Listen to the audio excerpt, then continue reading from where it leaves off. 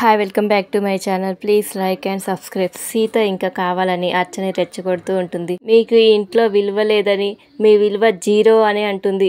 మీకు ఇంట్లో వాచ్మెన్ సాంబ కూడా విలువ ఇవ్వట్లేదు, మీ మాట వినట్లేదు అని అంటుంది. ఇంకా అర్చన, మీరు ఒకసారి అత్తయ్య స్థానంలో కూర్చొని చూడండి చెప్తుంది. అన్నతమ్ములు ఇద్దరు సమానమే కదా, మీరిద్దరు తోటికోడళ్ళే కదా, మరి ఇద్దరి మధ్య ఇంత భావం ఎందుకు అని చెప్పి అంటే సీత, ఆవిడికి ఎంత అధికారం ఉందో మీకు అంతే అధికారం ఉంది కదా, పైగా ఈ ఆస్తి మొత్తం ఆవిడ సంపాదించింది కాదు కదా, సుమతి అత్తయ్యది. పైగా మీరు గిరిధర్ మావయ్యకి మొదటి భార్య, ఆవిడ జనార్దన్ మావయ్యకి రెండో భార్య. ఈ ఇంట్లో ఆవిడికి ఎంత హక్కు ఉందో మీకు అంతకంటే ఎక్కువ హక్కు ఉంది. సుమతి అత్తయ్య తర్వాత ఆ స్థానం మీది, ఆవిడిది కాదు.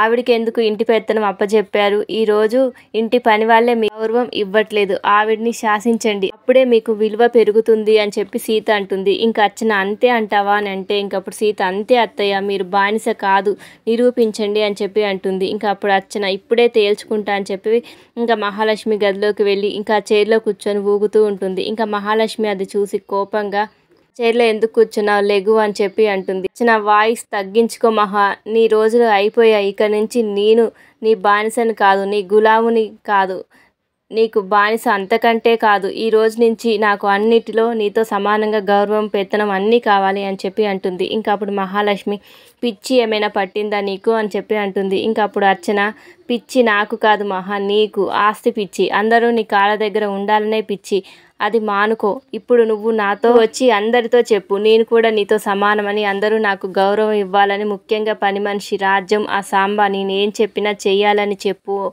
ఇది నేను వేస్తున్న ఆర్డర్ అని చెప్పి ఇంకా అర్చన అంటుంది. ఇంకా అప్పుడు మహాలక్ష్మి, అంతేనా ఇంకేమైనా ఉందా అని చెప్పి అంటే ఇంకా అప్పుడు అర్చన, ఈ ఇంట్లో అధికారం అంతా నాకే ఉండాలి, నీతో సహా అందరూ నేను చెప్పిందే వినాలి, అలా నువ్వు అందరి ముందు చెప్పాలి అని చెప్పి అంటుంది అర్చన.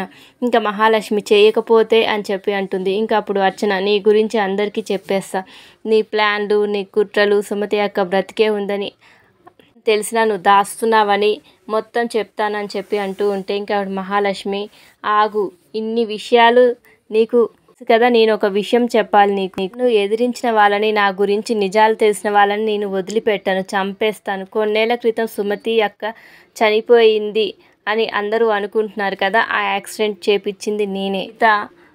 అర్చన అత్తయ్యని రెచ్చగొట్టాను కదా, చూద్దామని వెళ్తుంది. ఇంకా అర్చన మహాలక్ష్మి కాళ్ళ దగ్గర ఉంటుంది. అది చూసి, పులిలా వచ్చి పిల్లిలా అయిపోయావేంటి అని చెప్పి అంటుంది.